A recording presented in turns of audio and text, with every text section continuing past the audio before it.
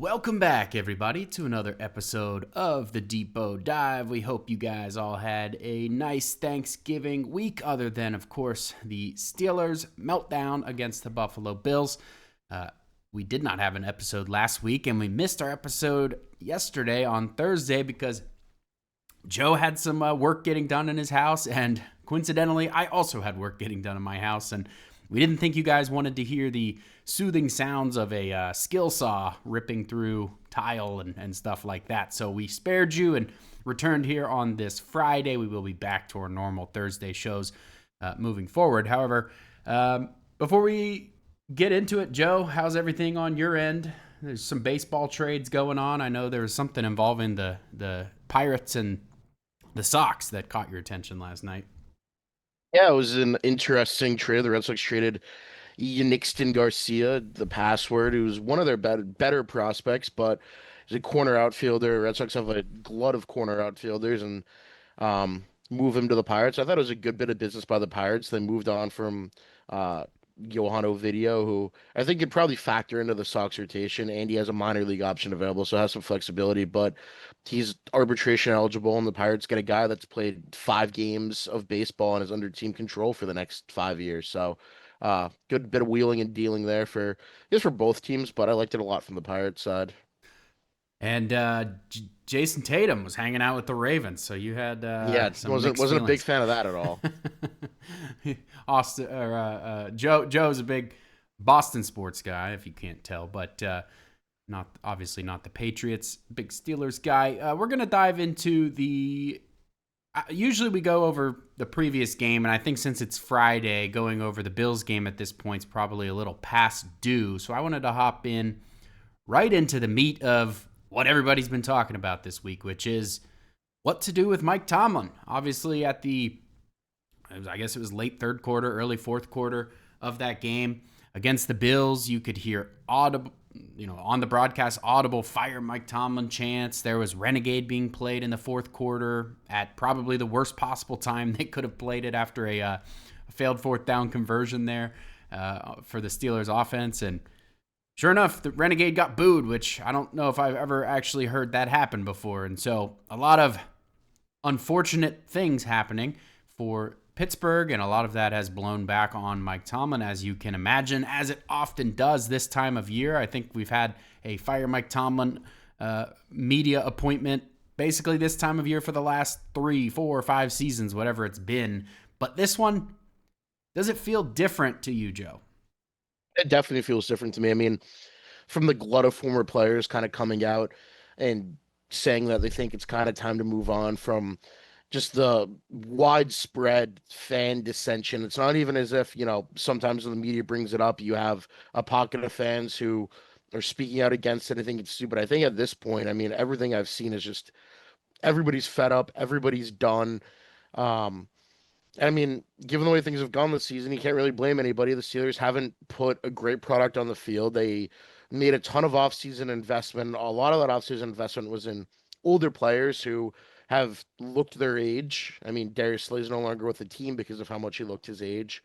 Um, it just been ugly. I mean, usually you get a Steelers team that's been able to hang around and make a game close at the end, and that hasn't been the case this year. When things spiral, they spiral out of control, and they haven't been competitive in their last full season of football. Their last 18 games, or last 17 games, they're 6-11. So you extrapolate, the way last season ended and the way the last few games have gone, and really the season as a whole, because even when they were 4-1, they never felt like a 4-1 team. Um, and you get to a point where it feels like things might be pretty close to boiling over in some way, shape, or form. Yeah, I just think back to last year. Obviously, the 4-game losing streak, which turned into a 5-game losing streak if you count the playoffs. But towards the beginning of that losing streak, even the Eagles game in particular was one that I remember just feeling terrible about in the second half. I think it was like basically the entire fourth quarter was one Eagles drive. I think it was like almost 20 plays, if not, slightly more than that they possessed the ball. I think they chewed up like 11 minutes of clock on that one drive, and it just felt completely hopeless. for the defense, and I think that kind of foreshadowed what was to come for the rest of the season, allowing, what was it, 517 yards to the Ravens in 2 games there over those final 4, including the playoff game where they allowed 299. So, I've been wrestling with if it's just recency bias, or maybe it's because the Steelers have just had a bad last month, and kind of that Eagles game last year was at the beginning of the loss streak, so it didn't quite feel as bad at the time. But yeah, it's kind of been the perfect recipe for peak, I guess, doomerism in Pittsburgh, and Mike Tomlin certainly deserves heat for it. I mean, what is the most egregious thing to you about this season, and the most damning to Tomlin, if you will? Honestly, I think it's the confidence he seemed to have in this team and this defense before the season. Like, is it the gross misevaluation of talent, really? I mean, to come out and say publicly this defense is going to be historic and it's the worst defense they've had in a very, very long time, easily the worst defense they've had under Tomlin up to this point. I mean, like, what is he seeing that he thought this defense had the capability to be special? And I also think, like, just overall in general, there's no creativity. You look at last season, he says changes are coming to the coaching staff. The changes that come are they don't bring back Grady Brown, fine. They bring in Gerald Alexander, fine. Aaron Curry leaves on his own accord, and then they bring in Scott McCurley. Like, there's no real excitement there. Like, Alexander, I think, is a good coach, but he's a guy that's worked under Tomlin. He's more or less a safe hire because you know what you're getting out of him. Scott McCurley's Mike McCarthy disciple and hadn't worked anywhere else in the league. He's not this, like, exciting new hire of a coach, somebody that, can bring new ideas to this team. Like, even when they had Brian Flores, that was, I mean, that's an easy one to go back to given what he's kind of done, and maybe not as much this year, but last year in Minnesota and the early portion of this year, a guy that at least is creative and can offer new insights. You're not really bringing in anybody that is creative. I mean, you're just a stagnant team, and they've been a stagnant team, and you bring in all these guys over 30, like you're getting what you're getting. And to me, like, Tomlin thinking that Jalen Ramsey was going to be the shutdown #1 cornerback, that Darius Slay was going to be able to operate as #2 on the outside, that you're going to get a whole lot of production out of Jonnu Smith. I mean, Ramsey's been fine, but he's been a lot better at safety. Slay's gone. Jonnu Smith has been a net negative every time he's been on the field on offense. Like, I don't know what he was seeing that he, like, had all this confidence in this team, and it makes you wonder, like, for somebody that has so much of a say in the roster construction, like, this is the talent evaluation, is it just like passed him by? Is the game, like, I don't think the game's passed him by, but he does a lot of stuff that might have flown in 2012 that just doesn't really work these days.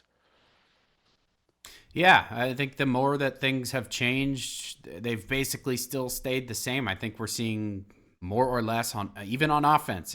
Tomlin's a defensive coach, but even on offense, through, I guess, 3 different offensive coordinators, multiple different quarterbacks now, including Russell Wilson and now Aaron Rodgers. It's just kind of all looked the same. Even, I mean, DK Metcalf replacing George Pickens. You have no more Najee Harris. You've got a, I guess, rebuilt offensive line that should be performing better. And I think that they have come along. I don't want to paint it all as bad necessarily, but the end product has basically looked the same. And the only common thread when you look at that is Mike Tomlin. It's, there's no one else on that offense.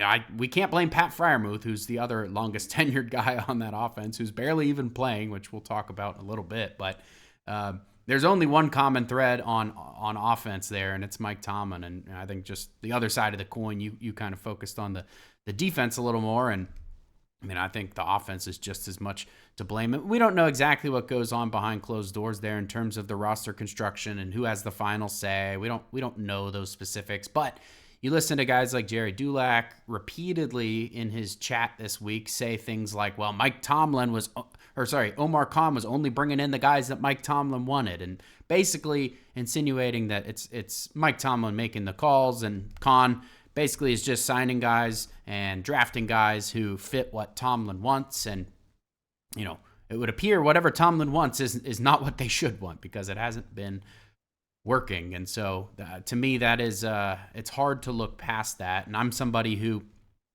I think in general I've been fairly defensive or favorable towards Tomlin over the last, certainly end of last season. You just kind of say to yourself, well, they still don't have a quarterback, and that offensive line's really, the rebuild's not really fully paying off yet, and etc. You start to go down the list of excuses, and certainly you can make some of those same excuses this year, but if he's got his hand in roster construction, then whose fault is that? And like you said, they brought in all these old veteran guys, bet big on the veteran guys, and what's that doing? That's delaying kind of the next era. You've got guys like Caleb Johnson, who probably should be playing more to get more experience for the future. And I think there's a solid list of those young guys who probably should be playing a little bit more than they are. And is Nick Herbig a guy that they're kind of holding back by keeping him buried?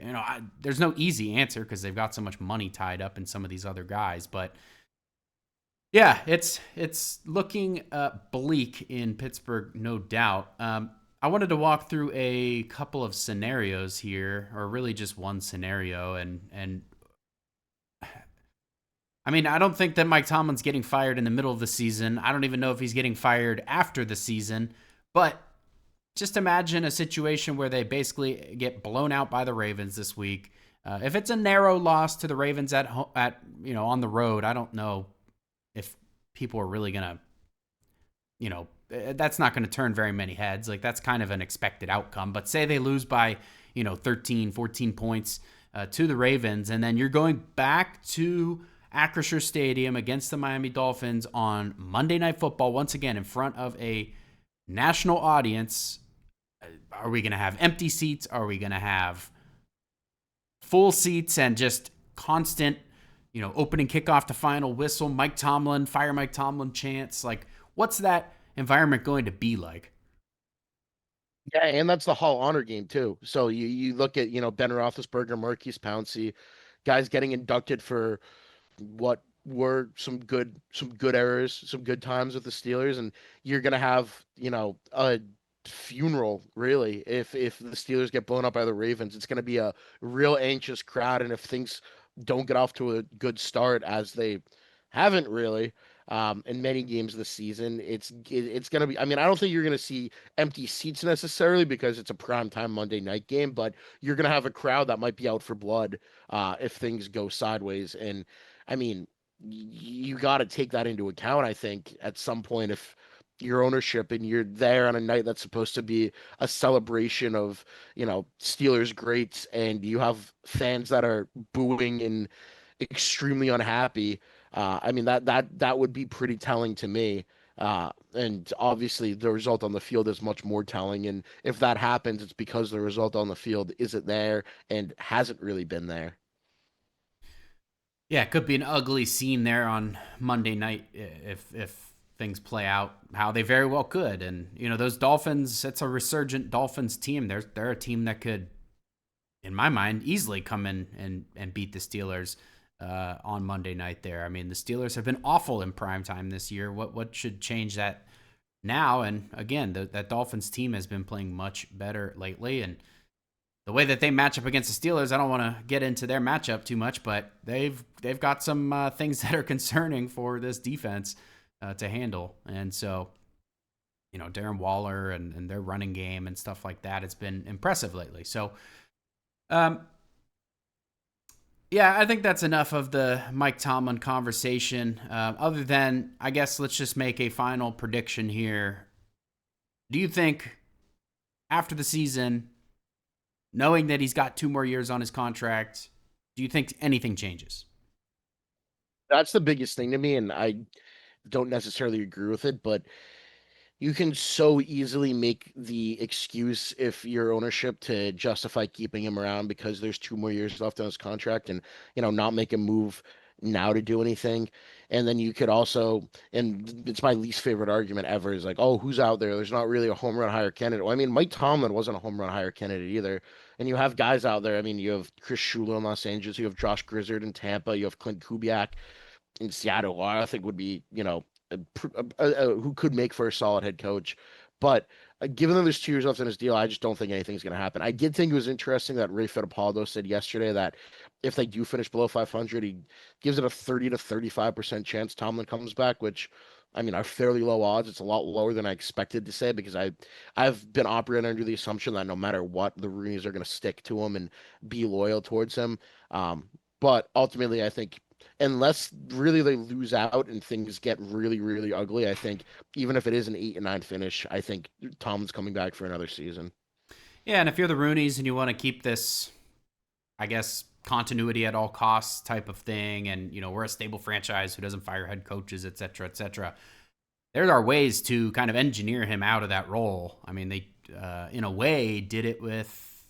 They didn't. I don't think they were maybe trying to get rid of Chuck Noll back in the day, but they certainly forced some changes on him with some of his coordinators, and he didn't want to deal with that the second time around. I think they forced Dungy out the first time, and then they're forcing Walton out the second time, and he just basically said, I don't want to deal with that, and retired. And could that happen here if, say, ownership says, you know what, Tomlin, we're actually going to install a defensive coordinator that's picked by Khan and the Rooney family and not by you, and guess what, this coordinator is gets the final say on calling plays and stuff. And so kind of wrestling some power away from Tomlin. Maybe they shift more power in the personnel department away from Tomlin and kind of give Omar Khan more of a say in that area. And so you kind of start to prune back Mike Tomlin's power and within the organization. And does that force him to say, you know what, I'm not even having fun with this anymore anyways, and now I'm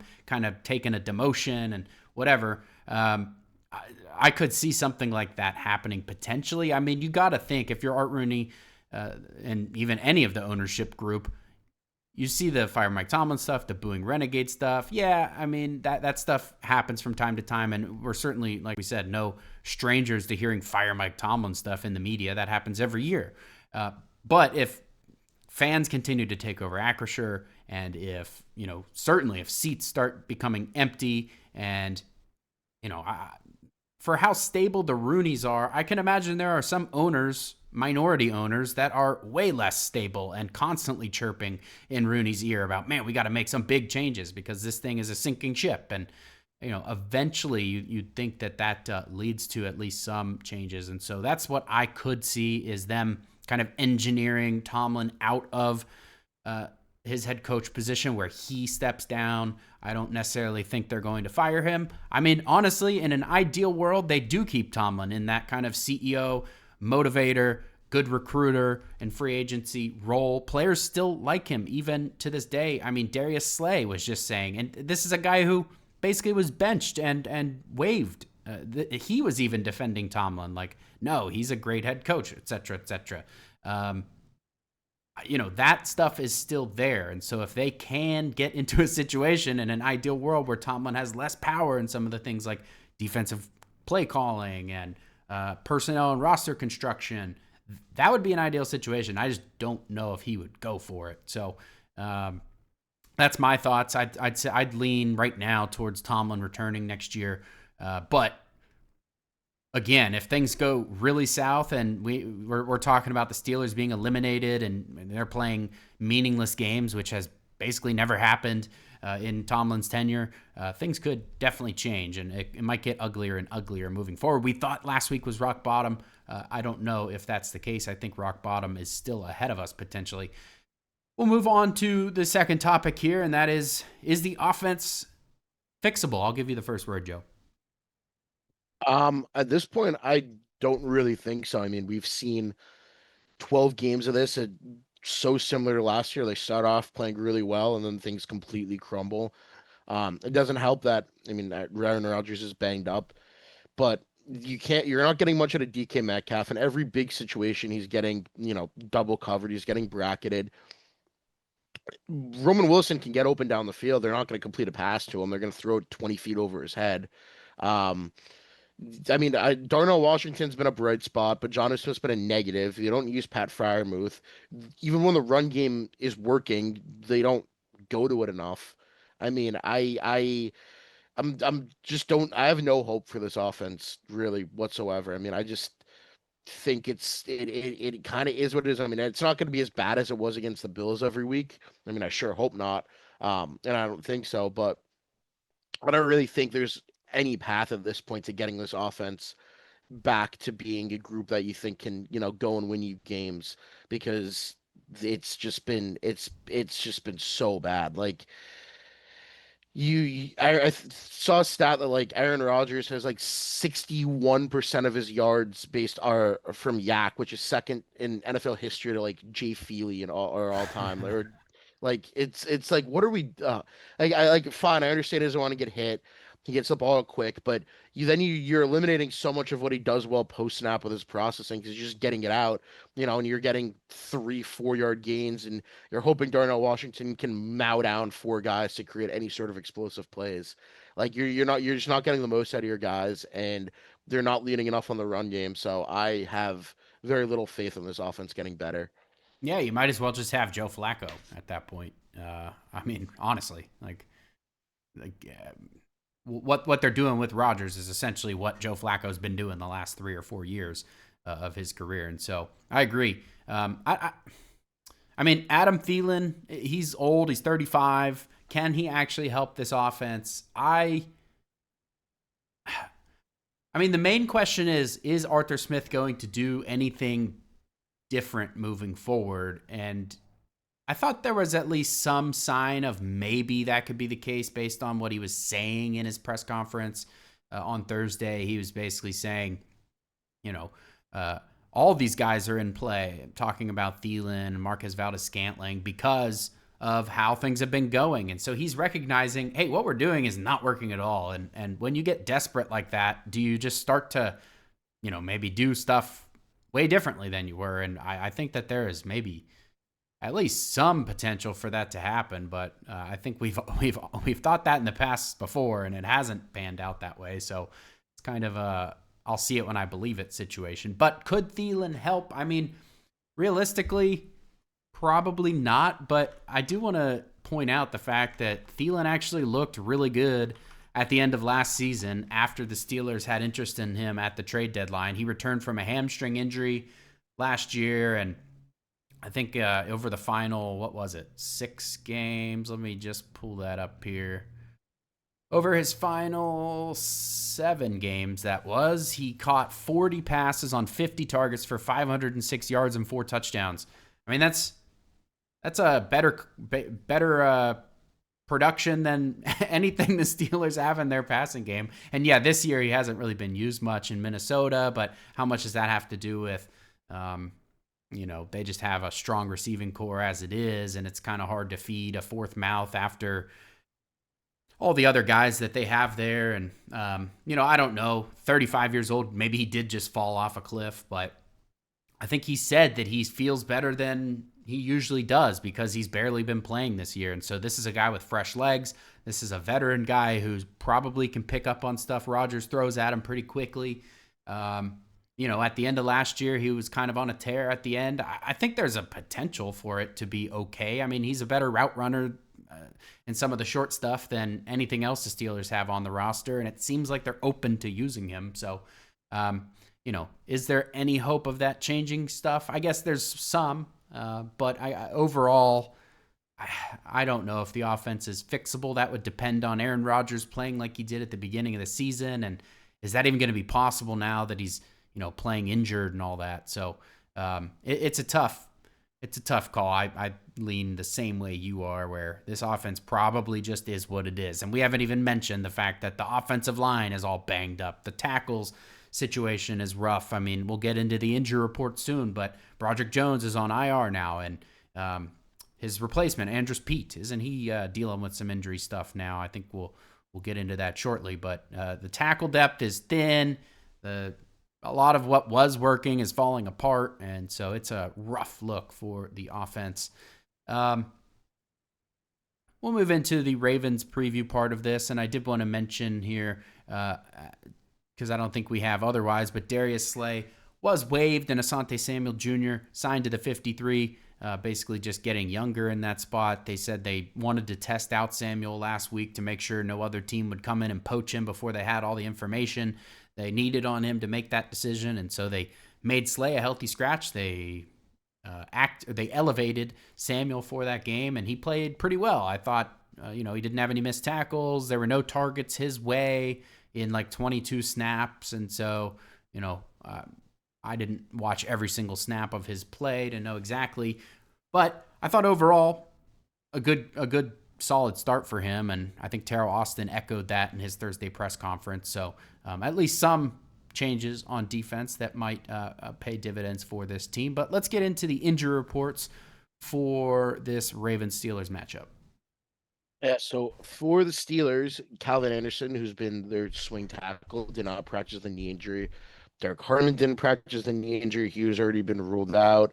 Dante Kent seemingly re-injured or injured his knee in his first practice back, a la Corey Trace Jr., because he had a limited practice on Wednesday, did not practice yesterday and had a knee designation. And the assumption was that he was dealing with an ankle injury prior. Kyle Duggar didn't practice with a hand injury. Jalen Ramsey didn't practice last due to rest. And then Ben Skoranek was limited with a shoulder. Patrick Queen limited with a glute. Joey Porter Jr. limited with an elbow. And then Aaron Rodgers, DK Metcalf, TJ Watt, and James Pierre were all full. Pierre coming off the concussion that knocked him out of the Bills game. The fact he logged a full practice yesterday probably means he'll be able to play, which is a good sign. I mean, it looked bad when he first went down. Yeah. And then he missed, I think, like 1 or 2 snaps and came back into the game and then left again. I don't even know how he came back to the game because he looked like he was like out cold on the field for a little bit. But yeah, good news there. Good news that Rodgers is logging a full practice on a Thursday. I mean, I think there's a little bit of concern that Duggar gets a DNP there. That was a new injury. He was added. He was not on the report on Wednesday. JPJ was also added. So I think for those two guys, today's participation will be key. Yeah, I mean, Calvin Anderson went from limited on Wednesday to DNP yesterday. If he doesn't go, then do you see them make a move? Do you have to elevate, Jack Driscoll, potentially to be your swing tackle? So there's, some back of the roster stuff there to consider if Calvin Anderson can't go. But yeah, I mean, all in all, I mean, obviously Broderick Jones is on IR, so he's not listed on the report, but not a terrible injury report for the Steelers, but definitely not great at this juncture of the season. Yeah, Derek Harmon being out. I mean, we talk about the Bills breaking a record at Acrisure or Heinz, or I think even Three Rivers Stadium, breaking a record for this against the Steelers last week with James Cook and Ray Davis and stuff, and no Harmon again this week. And last time the Steelers played the Ravens, they allowed 299 rushing yards. They're not playing the same Lamar Jackson because he's dealing with that injury. But Derrick Henry's kind of been playing pretty well lately. I think he had at least 1 or 2 explosive plays against the Bengals there. I think one was like a 50-yard gain on a short reception, a lot of yak. So yeah, I mean, this is a big concern for the Steelers, absolutely. Y.A. Black, I guess, is going to be getting the first crack at it again, and I thought he played okay last week, but looking through his film, it was a lot of, if they ran in his direction, he did pretty good at getting off blocks and kind of getting his body in the way, but it was when they ran away from him that he would kind of over pursue, get himself out of his gap, and then next thing you know, there's a huge cutback lane, and we all know that the Bills were exploiting those cutback lanes against the Steelers last week. And so Y.A. Black, that's somebody who needs to play well. Derek Harmon, I mean, the stats with and without him against the run are not favorable for the Steelers in this situation. And so Black needs to step up. It sounds like he's been getting extra work in with Cam Hayward before practice, which is great. But we need to see that pay off on Sunday. I believe Lamar Jackson returned to practice today, so we should be seeing him, though he's not the same Lamar Jackson, that we've come to know over the last several years because he's not able to do all the athletic stuff that he normally is able to do. And so he's been less effective lately. And so that Ravens team, even though I think, a lot of people are expecting them to win the AFC North at this point, it really is. I mean, I don't know. I would say right now, I mean, the percent chance says that the Ravens are going to make it over the Steelers. However, I kind of disagree with that, to be completely honest with you. Pittsburgh and Baltimore are both 6-6. They have two matchups against each other. The Ravens otherwise play the Patriots, who lead the AFC, I believe, the Bengals with Joe Burrow again, who they just lost to, and the Packers, one of the top teams in the NFC. The Steelers play the Browns, the Lions, who are banged up, but, a good team, but banged up, and even more banged up now with Brian Branch on IR. That secondary has like no healthy players right now. And the Miami Dolphins, who are resurgent, but, still not a great team this year. Overall, the Steelers' strength of schedule is like 450 remaining, and I think Ravens is like 550. So it's quite a bit more difficult for the Ravens. And so, if you're talking about the Ravens and Steelers splitting the series, which is possible, the Ravens aren't playing that well either. I mean, this thing looks like the Steelers could be headed for a playoff berth, in my opinion. I think the swing between a win and a loss, if the Steelers lose, it's 18% chance at the playoffs. If they win, it's 65% chance. For Baltimore, it's 31% chance if they lose, 76% chance if they win. So this is basically a playoff game here on Sunday. And so a lot to pay attention to, at this point, Joe, do you even want them to make the playoffs? I mean, I always want them to make the playoffs. I think if they don't, and it led to some traction to maybe have some significant coaching changes, it might be better for the long-term future of the organization. But I'm not going to root for them to miss the playoffs. I mean, I think it's always fun watching playoff football. Once you get in, anything can happen. Who knows? It's Aaron Rodgers' last ride potentially. Maybe he finds another gear. I mean, that's all like extreme optimist stuff because they're probably just going to get smacked by whoever they play in the first round again. Um, but can you imagine looking at this? Can you imagine if it's Shadur Sanders who beats the Steelers and basically knocks them out of the Oh, playoff race? man. Like what that next week is going to be like? No, I can't. And Myles Garrett might break TJ Watt's sack record in that game, and it just might be an ugly, ugly time for Pittsburgh all around. Yeah, that would be a disaster. Um, yeah, I mean, I agree. I'm always rooting for the playoffs. I think a lot of fans do not want to see it, and I can understand why. The very best pick they could get if they make the playoffs is the 19th overall selection in the draft. And, if they miss the playoffs, you're probably talking about like 13 or 14 or something like that. And maybe even better if they really slide here at the end of the season. So I can understand why people want them to miss at this point, thinking the whole Mike Tomlin experiment's over and wanting to just kickstart that rebuild. That would make sense. They certainly have a lot of draft picks, and so, up in the value even more with a good pick probably is in the team's best interest. But yeah, I mean, can you really call yourself a fan if you're not rooting for a playoff push? That's what I always go back to. So, anything else on this Ravens preview that you want to mention here, Joe? Yeah, I mean, I just think with Jackson being as hobbled as he is, that the Steelers really have to key in on Derrick Henry, especially on some of those, read option mesh plays that the Ravens like to run and killed them on in the playoffs last year. I mean, I think Derrick Henry is still going to be able to run all over them, but I think you kind of have to try to make Jackson beat you with his legs. I mean, I think I saw that he got his foot stepped on in practice on Wednesday, which is why he was out yesterday. His lower body's just seemingly just been a mess all year in terms of him being hobbled and banged up. So I really think you have to try to force Jackson to beat you, and if he does, then oh well, like it sucks. They're just not good enough.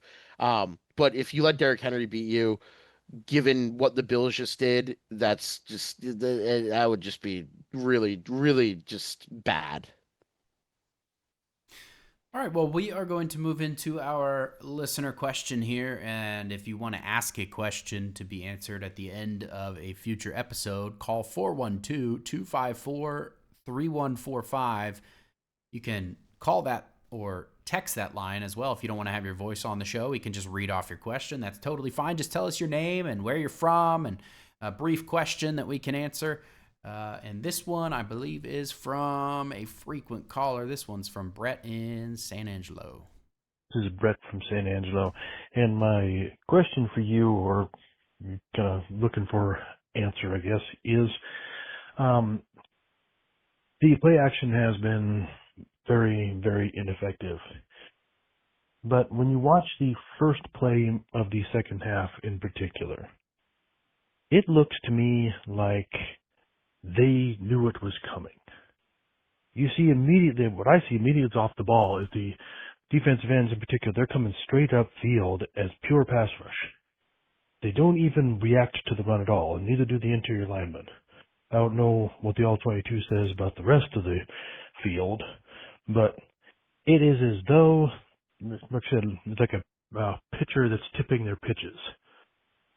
I'm wondering if the Steelers aren't doing something, and I don't have any idea what, that is tipping play action. They're doing something, either something pre-snap or somebody in their set or, positioning. I think that there's a tell that defenses have figured out that announces this is going to be a play action. You can pass rush now. Love to hear your thoughts, and I'll shut up and listen to the answer. All right, so talking about play action, why it's not working. Do the Steelers have a tell? And I think, fair question. He pointed specifically to the first play of the, I think, second quarter, he said. First play of the second half. Was that